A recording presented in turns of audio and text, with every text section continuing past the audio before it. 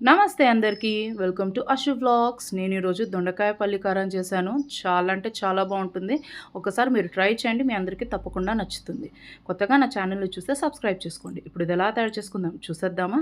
ముందుగా ఒక పాన్ పెట్టుకొని అందులో ఎండుమిరపకాయలు, పల్లీలు, కొద్దిగంత మినపప్పు, కొద్దిగా పచ్చిశనగపప్పు, కొద్దిగా ఎండు కొబ్బరి వేసుకొని ఇవన్నీ బాగా దోరగా వేయించుకొని మిక్సీ పట్టుకోవాలి. ఇప్పుడు ఇందులోనే కొద్దిగా పసుపు, ధనియాల పొడి, 4, 5 వెల్లుల్లి రెమ్మలు, కొద్దిగంత సాల్ట్, కొద్దిగా చింతపండు వేసుకొని ఇంకొకసారి మంచిగా పౌడర్ కొట్టుకొని పక్కకు తీసుకోవాలి. ఇప్పుడు దొండకాయని చిన్నగా 4 ముక్కల కింద కట్ చేసుకొని అందులో కొద్దిగా ఆయిల్ వేసుకొని దొండకాయని బాగా ఫ్రై చేసుకోవాలి. దొండకాయ ఒక 50% కుక్ అయిన తర్వాత ఇందులోనే కొంచెం అంత సాల్ట్ వేసుకోవాలి.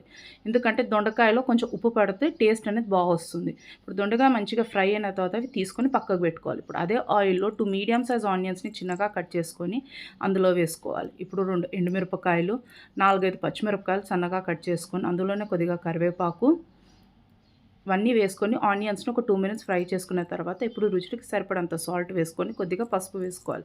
ఆనియన్స్ బాగా ఫ్రై అయ్యి కొద్దిగా వేగిన తర్వాత ఇందులో కొద్దిగా మిరియాల పొడి, కొద్దిగంత చాట్ మసాలా, కొద్దిగా మనం ఇందాక మిక్సీ పట్టి పెట్టుకున్న పల్లి పొడి కూడా ఇందులో ఒక 3 స్పూన్స్ వేసుకొని ఇవన్నీ బాగా ఫ్రై చేసుకోవాలి. ఇవంతా బాగా ఫ్రై అయిన తర్వాత ఇందులో మనం ఫ్రై చేసి పెట్టుకున్న దొండకాయ ముక్కల్ని కూడా వేసుకొని బాగా కలుపుకొని ఒక 10 మినిట్స్ లో ఫ్లేమ్‌లో ఉడికించుకుంటే వేడి వేడి దొండకాయ పల్లి కారం అనేది రెడీ అయిపోయింది. చూసారా ఎంత ఈజీగా సింపుల్‌గా కర్రీ మనం ప్రిపేర్ చేసుకోవచ్చు. Thank you for watching.